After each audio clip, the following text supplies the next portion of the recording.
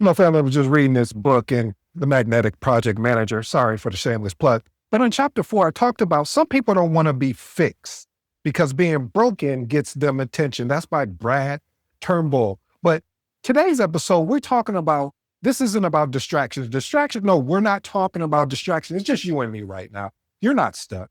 You're avoiding the discomfort that comes with being committed. You see, I remember um, I was busy, and knowing that I was busy, I was really actually kind of hiding in a sense. See, for months, I was the most productive person you would know. I mean, meetings on calendars, email answered in a soon as it came through. Reports, of course, you know they were delivered. That wasn't it. From the outside, I was looking responsible. Matter of fact, I was looking reliable, on track. But there was one thing, the certification, the role I said I wanted, the promotion that I talked to my friend over there and a family member over there that kept getting pushed to the next week. I didn't call it fear. You know what I called it? I called it being distracted. I told myself the timing just wasn't right, but we know that was a lie. The truth was very uncomfortable. I wasn't distracted. I was hiding. I was using busyness as a defense mechanism, and productivity was easy.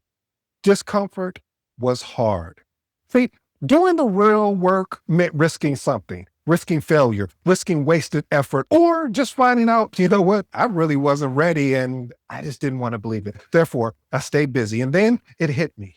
My distractions weren't pulling me away from my goals. They were protecting me from them. Because see, if you're always busy, you never have time to find out if you actually have what it takes. That's why I say most people are distracted. They are avoiding discomfort. I like that, family. Principle number one, most people are distracted. They're avoiding discomfort. See, distractions rarely are about discipline. It's about emotional avoidance. See, purpose forces you to confront this uncertainty, self-doubt, and the possibility of actually getting exposed. Distractions offer release. They give you your nervous system an escape hatch in a sense and letting you feel like you've done something today. So instead of moving forward, people kind of orbit around productivity. They may even read a productivity book, or they may even be listening to this episode at the same time, saying, oh, I'm going to prioritize some things. But they do tasks adjacent to the work that actually matters because proximity feels safer than commitment. Why is this important? See, when discomfort is avoided consistently, avoidance stops feeling like a choice. It becomes a default response. What do you mean, ED? I mean that over time, this reshaped identity. You just don't delay purpose. You train yourself to retreat from it. And that's how talented people, exceptional people, people that move, as they say, move the ball, slowly talk themselves out of becoming who they said they wanted to be. Experiment with these actionable tips. Identify the tasks you've been postponing that would actually create momentum, not just motion. Write down exactly why it feels uncomfortable. Let's name that fear, not the excuse. Next one, schedule 15 minutes to work on that task without the goal of finishing, meaning we need to finish this task. This is a test. The test is in progress. It's actually tolerance. Here's my professional advice, family. If something matters and it feels uncomfortable, that discomfort is actually information. It's not danger. It is learn, and now we got to interpret it correctly. And when discomfort is avoided long enough, something else begins to have you drift. Principle number two, you don't drift into purpose. You actually, you drift away from it. See, purpose requires a conscious direction. Drift doesn't. Drift happens when a small compromise stacks quietly over time. People don't abandon purpose in one decision. They loosen their standards. They delay one hard conversation. They choose convenience over actually having that clarity. See, each choice feels minor until, yeah, you know there was an until, family, until that moment is entirely lost. Why is this important? Drift is dangerous because it feels innocent. There's no crisis moment. There's no clear failure. There's just distance. And as long as you drift, the harder it becomes to remember why you even started in the first place. Experiment with these actionable tips. Review the last 5 working days and identify one decision made purely for convenience. Ask a quick question.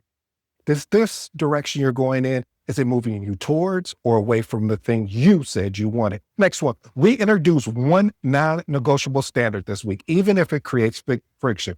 Family, I'm going to even be transparent because I created one for myself because I don't want to be the one that just talks about it and don't live it. I want to live what I am speaking about. So I created one for me for a good example. One of the things I said as a non-negotiable is that I got to get back to creating these episodes more frequently. That's a non-negotiable now. Hope you can find yours. Here's my professional advice. Direction doesn't require perfection. Stop trying to be perfect. Remember that book I recommended, Start Ugly? That's a great read. Check it out. But it does require a deliberate action or deliberate correction. And see, one reason people drift is because consistency doesn't feel rewarding at first. Principle number 3, consistency feels boring before it feels powerful. Consistency doesn't provide immediate feedback. There's no dopamine hit. There's nobody sitting in the corner or in front, in the back or the side that you applauding you. It's just sets and ref. Most people, they abandon consistency, not because it doesn't work. It's because it doesn't feel like it's actually working. What did B.B. King said, the feel or the thrill is gone. That's what it feels like when you're being consistent because it doesn't feel like it's something happening. See, this is important, family, because the gap between boring and powerful is where most people quit. They resign, they give up, they call it, I'm throwing the towel in. That gap is also where mastery is built. It's also where if you leave too early, you'll never experience that compounding effect or impact to who you can be. Experiment with these actionable tips. Choose one daily action tied directly to your purpose and commit to it for 7 days, regardless of the outcome. Next one, track completion only. Eliminate judgment about results. Family, we only care, did you do it or did you not? Completion is the only thing that matters in this situation. Here's my professional advice. Consistency doesn't need motivation. You know what it needs? It needs identity. So instead of consistency, people replace it with something that feels productive, but is busyness. Principle number 4, busyness is often fear in disguise. Ooh, I like this. See, this is about to get good to me, family. So instead of consistency, people replace it with something that feels somewhat productive. Well, we call it busyness. See, it creates the illusion of progress while protecting you from accountability. Why is this important? Busy people feel justified. Focused people, they get outcomes and results. When busy people become habitual, real progress stalls behind activity. Experiment with these actionable tips. Eliminate one recurring task that consumes time, but produces no measurable outcome. Next one, before starting any task, I want you to ask yourself this question. What problem does this actually solve? Here's my professional advice, family. Movement is only valuable when it's directional. Oh, I know what you're thinking. I'm gonna have to park here parenthetically and say this because I already know. If you made it this far, I know what you're thinking. Well, how do I know which direction to go? I love what Jocko Williams said when this question was brought up. He said, if you were lost in the forest and you didn't know which way to go, just start walking towards a direction. And see, I love that because see, in life, we have to start walking towards a direction and to find out that, hey, maybe that wasn't the direction we need to go in. We need to go in another direction. But I get it. Most people don't want to take that walk because what if I do walk in the same direction? I walk in a direction and I find out it's not a fit for me. Then I'm going to have to change. And you know what comes with change is being uncomfortable. Okay, I'll start with my rant. When you know, and when no one challenges busyness, distractions start to multiply. Principle number 5, distractions multiply when accountability disappear. Without accountability, distractions feel harmless. There's no external mirror to reflect avoidance. Purpose thrives under visibility. Distractions, well, they thrive in isolation. Why is this important? When no one is watching, standards erode quietly. Excuses, they start gaining a little bit of credibility. Experiment with these actionable tips. Create a weekly check-in focused on outcomes, not efforts. I actually do this every Sunday. I have a look at it. Hey, what did I do well? Meaning from an outcome standpoint, and what didn't I do well and what I need to work on. Next one. Make one commitment visible to someone who won't soften feedback. Again, that is a tough one. So you're going to have, as they say, a circle of trust or a psychological safety area where you can tell someone, hey, this is a commitment I'm going to do. And I want feedback from you if I don't accomplish it. Here's my professional advice, family. Accountability isn't pressure. It's just alignment. See, without alignment, people wait for confidence before acting. Principle number 6, most people wait for confidence. Purpose requires action first. See, confidence is treated as a prerequisite instead of an actual byproduct, but confidence is built through exposure, not preparation. Confidence is built through going through something, not just reading about it. See, this is important, family, because waiting for confidence delays growth indefinitely. Action, yeah, we're talking about action is the only thing that produces proof. Experiment with these actionable tips. Take one, and I do mean one. In a perfect action today without over preparing, without overthinking, without over analyzing. Okay, I'm talking about me. This is what I had to do. I had to realize I just need to do it once and do it again and again. All right, next one. Reflect afterwards on what actually happened, not what you feared, but what actually happened. Here's my professional advice, family.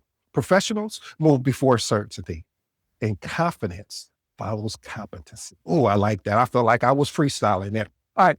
And the longer action is delayed, family, the more distractions feel safe. Like you in a snuggle, what was that snuggle outfit? What anyway, I digress. Principle number 7, distractions feel harmless because they're familiar. Familiar or familiarity creates a non-resistant impact. But what you don't realize, it is impeding upon your progress. So what ends up happening? You end up sabotaging your progress. See, comfort disguise itself is like, oh, this feels good.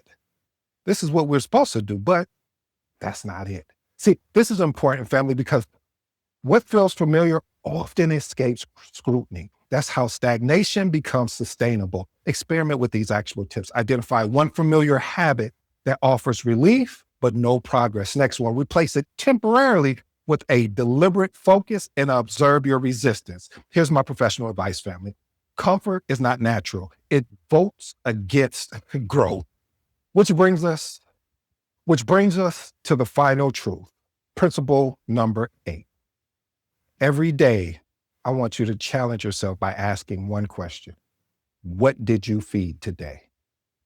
Time, attention, and energy are finite resources. Something is always being fed. Purpose doesn't vanish, it's starved. Why is this important? Your future is built on repeated daily deposits, not dramatic decisions, or I really should say dramatic choices, because when you make a decision, you cut off everything else. There's nothing else to really think about. We've made a decision to move forward. Only thing we're doing now is pivoting. Only thing we're doing now is making adjustments. Experiment with these actionable tips. At the end of the day, write down what received your best energy. Next one, adjust tomorrow's priorities based on that answer. Here's my professional advice, Phil. Purpose grows where attention is constantly or consistently placed. And once you stop feeding distractions internally, you begin to notice them externally in your systems, your structures, your family, with environments that are designed to keep you busy, but not effective. And that's the conversation we're stepping into next. Because here's the truth, family. This is the part where most people don't want to hear.